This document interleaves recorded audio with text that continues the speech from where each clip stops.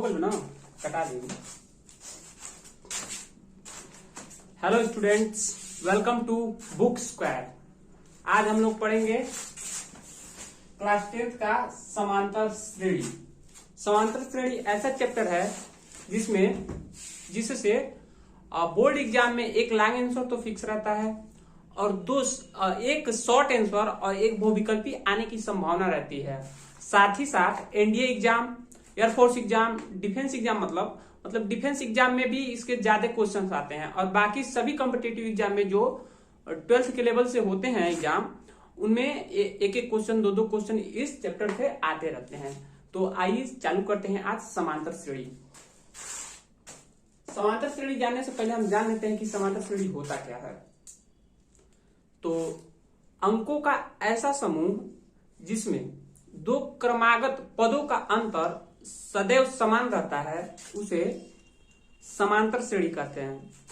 अब ऐसे जानने से बढ़िया कि हम लोग एग्जाम्पल के माध्यम से जाने, तो एक एग्जाम्पल देखते हैं समांतर श्रेणी की। 3, 5, 7, 9, 11, 13 और 15। मैंने क्या कहा आपको कि अंकों की ऐसी श्रेणी जिसमें दो क्रमागत यानी एक के बाद आने वाला दूसरा यानी दो क्रमागत पदों के बीच का अंतर हमेशा समान रहता है। जैसे ये दो क्रमागत है, 3 और 5 दो क्रमागत पद हैं।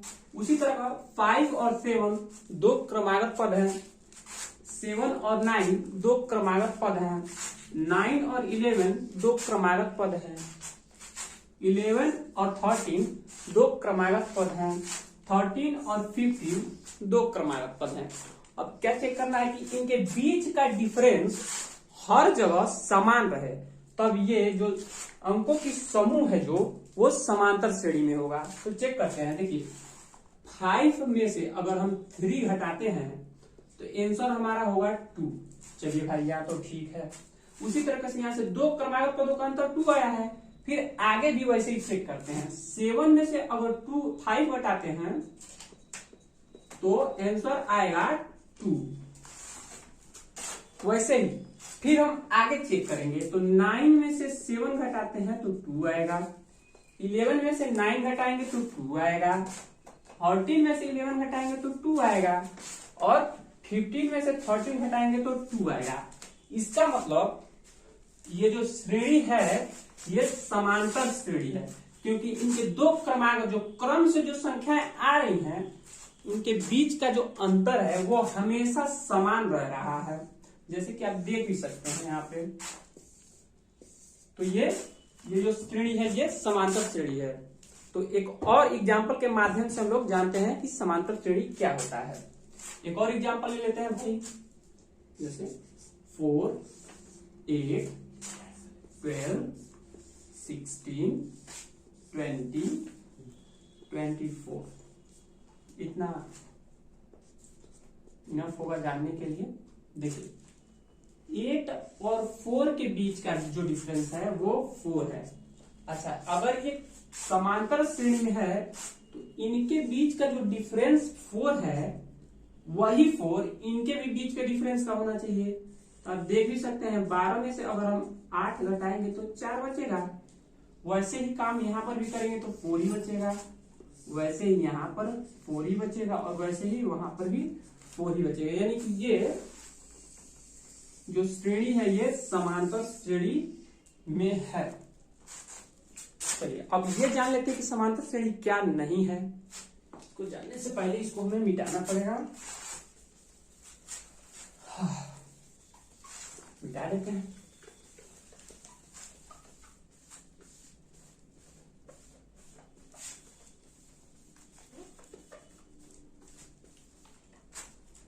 जैसे मैंने एक श्रेणी लिख दी किसी भी तरीके से, 3, 9, 13, 3, 9, 13, 16 और 18 लिख देते हैं।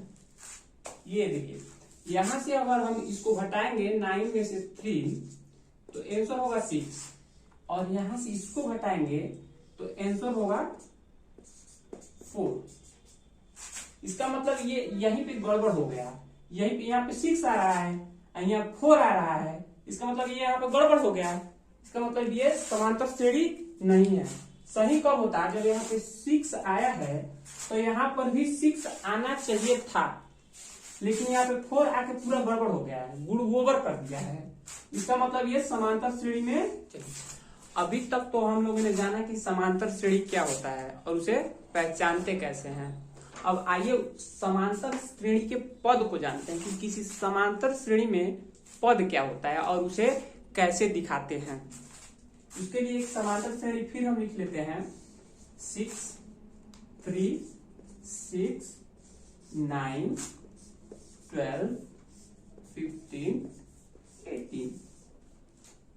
देखिए ये समांतर श्रेणी है।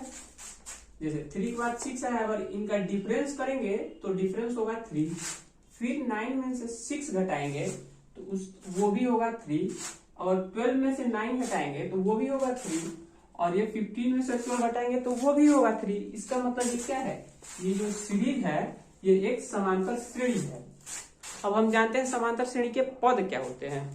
तो देखिए जो पहले स्थान पर रहता है उसको पहला पद कहते हैं, जो दूसरे स्थान पे रहता है उसको दूसरे पद कहते हैं, जो तीसरे स्थान पे रहता है उसको तीसरा पद कहते हैं, जो चौथे स्थान पे रहता है उसको चौथा पद कहते हैं, जो पांचवें पे रहता है उसको पांचवा, और जो छठे पे रहता है उसको छठवां, सातवें पे रहेगा तो सातवां, आठवें पे रहेगा तो आठवां। अच्छा ये तो ठीक हो गया भाई। पहले पे जो है उसको पहला पद कहते हैं, दूसरे पे जो है उसको दूसरा पद कहते हैं। अब दिखाते कैसे हैं? तो पहले पद को दिखाते हैं, पहले पद को दिखाएंगे A1 से। किससे? ए लिख लेंगे। अब पहला है तो वो पहला पद हो जाएगा, इसको दिखाएंगे A1 से। वैसे दूसरे पद को कैसे दिखाएंगे? ए लिख लेंगे, और दूसरा पद कह रहा है तो 2 लिख देंगे, ये हो गया A2 हो गया। वैसे ही तीसरा पद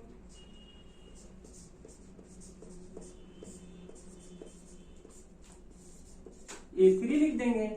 मतलब कि जो पद कहेगा वहां पे ए लिख देंगे, और उसके नीचे वो वाला पदवा का नंबर में लिख देंगे। जैसे कि पहले पद का पहला ए लिख के 1 लिख दिए हैं, दूसरे पद का ए लिख के 2 लिख दिए हैं, तीसरे पद का ए लिख के 3 लिख दिए हैं। अब क्वेश्चन एग्जाम में ये आएगा कि दिए गए समांतर श्रेणी का चौथा पद लिख के बताइए।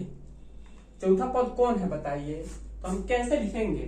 पहले तो समांतर श्रेणी लिख लेंगे, अब लिखेंगे चौथा पद। चौथा पद।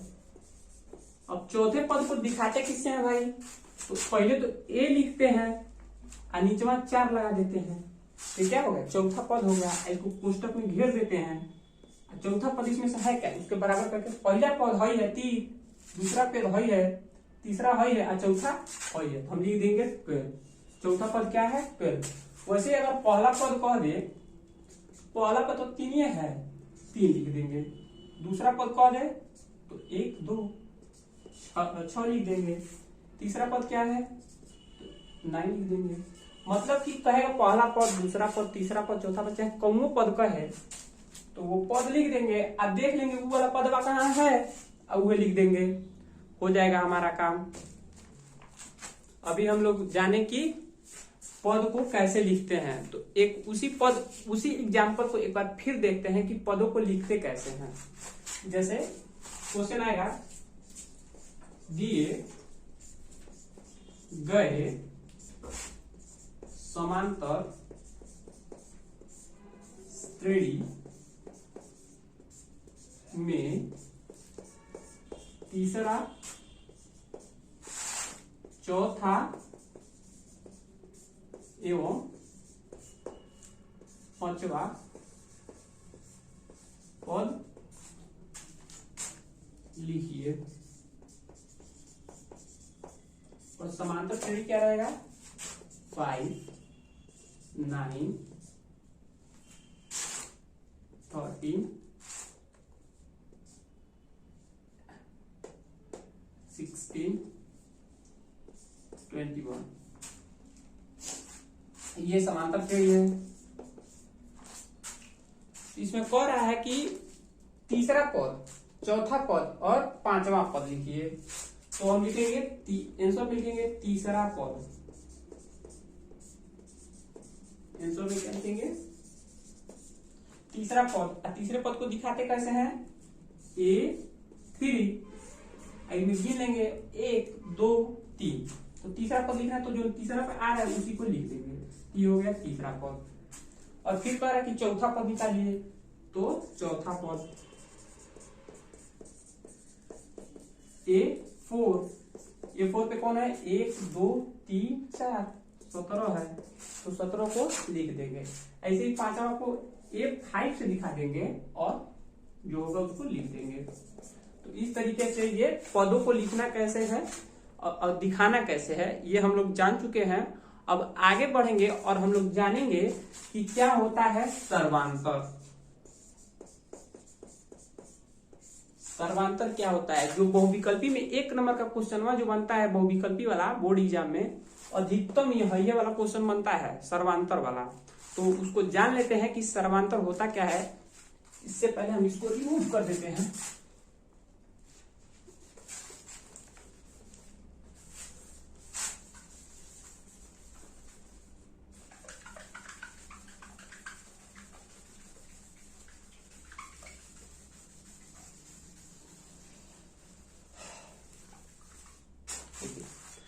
सर्वांतर नाम से ही स्पष्ट है। सर्वा धन अंतर, मतलब जो सबके बीच के अंतर को सर्वांतर कहते हैं। अगर इसको और बढ़िया से कहा जाए तो दो क्रमागत पदों के बीच के अंतर को सर्वांतर कहेंगे। जैसे एक एग्जांपल फिर ले लेते हैं।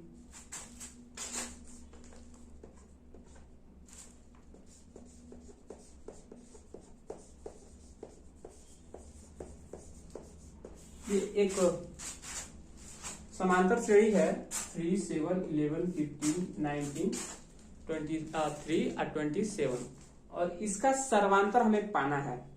तो क्या होता है? दो क्रमागत पदों के बीच का अंतर सर्वांतर होता है। जैसे दो क्रमागत कौन कौन से पद है? एक 7 है और एक 3 है। तो 7 माइनस 3 जितना आंसर आएगा वही इस समांतर श्रेणी का सर्वांतर हो जाएगा। तो आएगा कितना? 4। ऐसे ही अगर इसका भी निकालेंगे तो वही होगा। हमेशा सर्वांतर, हमेशा दो क्रमागत पदों के बीच का अंतर निकालेंगे तो हमेशा वही नंबर आएगा और वही उस समांतर श्रेणी का सर्वांतर हो जाएगा। जैसे कि आप देख सकते हैं 7 में से 3 घटाए हैं तो 4 आया है, 11 में से 7 घटाए हैं तो 4 आया है। वैसे ही आगे इसी काम को करते जाएंगे। 15 में से 11 घटाएंगे तो 4 आएगा, 19 में से 15 घटाएंगे तो 4 आएगा, और यहां से भी अगर इसको घटाएंगे तो 4, और यहां से भी इसको घटाएंगे तो 4। और ये जो 4 आ रहा है यही इस समांतर श्रेणी का सर्वांतर होता है। तो अभी तक तो हम लोगों ने समझा कि सर्वांतर क्या होता है और कैसे उसे प्राप्त करते हैं किसी श्रेणी से। अब हम जानेंगे कि उसको लिखते कैसे हैं। सर्वांतर का लिखने का फार्मूला अगर आ गया एग्जाम में तो हम जानते हैं कि कैसे लिखेंगे उसको सर्वांतर को। तो सर्वांतर बराबर मैंने क्या कहा है? मैंने ये कहा कि दो क्रमागत पदों के बीच के अंतर को सर्वांतर कहते हैं। यानी अगर हम इस A2 को ले लें और A1 को ले लें और इनको घटा दें तो वही सर्वांतर हो जाएगा। अब सर्वांतर को D से दिखाते हैं तो हम D लिख लेते हैं। क्या कहें? A2 में से A1 को घटा देंगे, A1 को घटा देंगे तो D निकल आएगा, सर्वांतर हमें मिल जाएगा। वैसे ही अगर यहां से घटाने पर मिल जा रहा है तो हम इन दोनों को भी घटाएंगे तो हमको सर्वांतर मिल जाएगा। या इसी को एक और तरीके से हम घटा के लिख सकते हैं कि A3 में से अगर A2 भी घटा दें तो हमको सर्वांतर मिल जाएगा। जैसे A3 में से A2 को घटा दें तो मिल जाएगा।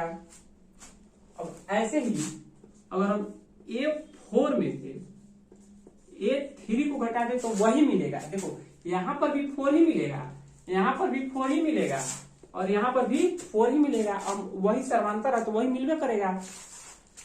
अगर इसी तरीके से A5 में से A4 घटा दें तो फिर सर्वांतर वही मिल जाएगा। मतलब हर बार देखो यहाँ 2 है और 2 से एक कम A1 को घटा दे रहे हैं तो सर्वांतर मिल जा रहा है हमको। उसी तरीके से यहाँ A3 है, A3 में से एक घटाए तो क्या है A2 को अगर हटा के लिख देते हैं तो फिर हमको सर्वांतर मिल जा रहा है। अब A4 है, A4 में से A3 को घटा दे रहे हैं तो फिर हमको सर्वांतर मिल जा रहा है। A5 में से A4 को घटा दे रहे हैं तो फिर हमको सर्वांतर मिल जा रहा है। इसका मतलब कुल मिला के बात ये हुई कि अगर हम A ले रहे हैं, D का फार्मूला लिख रहे हैं तो D लिख लेना, D बराबर हम A ले रहे हैं और n कोई नंबर ले रहे हैं जो पदों की संख्या है उसमें, और उसमें से A n-1 कर दे रहे हैं तो हमको सर्वांतर का फार्मूला मिल जाएगा। यही होगा सर्वांतर का फार्मूला। जैसे कि देखो अगर n बराबर 2 रखें यहाँ पे n बराबर 2 तो यहाँ पे क्या रखेंगे -a, n बराबर 2 रखेंगे एक यहाँ पे रखेंगे क्या कि फार्मूला है। अब इसी को सॉल्व करेंगे तो A2 माइनस A1, 2 माइनस 1। अगर यही n बराबर हम 3 रख दे रहे हैं, 3 माइनस A3 माइनस 1,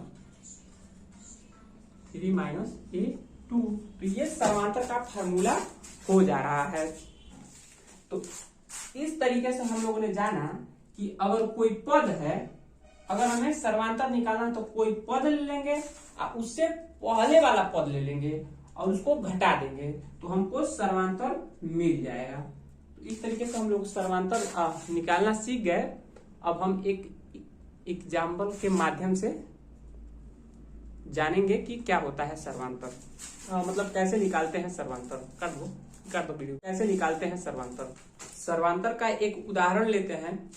जैसे उदाहरण 1, 2 5/2, 3 7/2, 4 9/2 का सर्वांतर ज्ञात कीजिए। ये एक समांतर श्रेणी है जिसमें हमें इस समांतर श्रेणी का सर्वांतर निकालना है हमें। तो सर्वांतर का फार्मूला हम पहले ही आपको बता चुके हैं। आंसर लिखेंगे, आंसर पहले तो सर्वांतर का फार्मूला लिखेंगे। सर्वांतर D बराबर क्या होता है, देखिए A2 माइनस A1 कर लेते हैं। A2 ले रहे हैं तो A1 कर लेंगे। तो चाहे तो आप A3 लेंगे तो इसमें से वो कम हटा लीजिएगा तो A2 ले लेंगे। या अगर आपका दिल है कि हम A4 ले तो A4 में से तो ये दिल से ले सकते हैं, लेकिन ये आपको रिस्ट्रिक्शन से लेना पड़ेगा कि ये है, ये 4 है तो इसे एक को कम ले। जैसे कि यहाँ पे 2 लिए हैं तो 2 से एक कम लिए हैं। यहाँ पे A3 है तो उससे एक को कम लिए हैं A2, और A4 है तो A4 से एक को कम लिए हैं A3। इसको सॉल्व करते हैं। A2 कौन सा पद है, 5/2 माइनस उसमें से 2 घटाना है। इसको घटाने का तरीका यहाँ पे 1 ले लेंगे, एलसीएम करेंगे तो 2 होगा और 5 और इसमें से 2 दूना 4 = 1/2। इसका सर्वांतर क्या होगा, 1/2 होगा। जैसे कि आप देखते हैं। अगर ऐसे ही आप इसको भी सॉल्व करेंगे तो उसका भी जो सर्वांतर होगा वो सेम होगा। जैसे कि A3 में 3 है, इसमें हमको घटाना है 5/2। क्या होगा, सीधा हम कर दे रहे हैं 6/5/2 2 इक्वल टू 1/2। ऐसे इसको भी घटाएंगे तो उतना ही आएगा, और इसमें से इसको भी घटाएंगे तो उतना ही आएगा, और इसमें से इसको भी घटाएंगे तो उतना ही आएगा।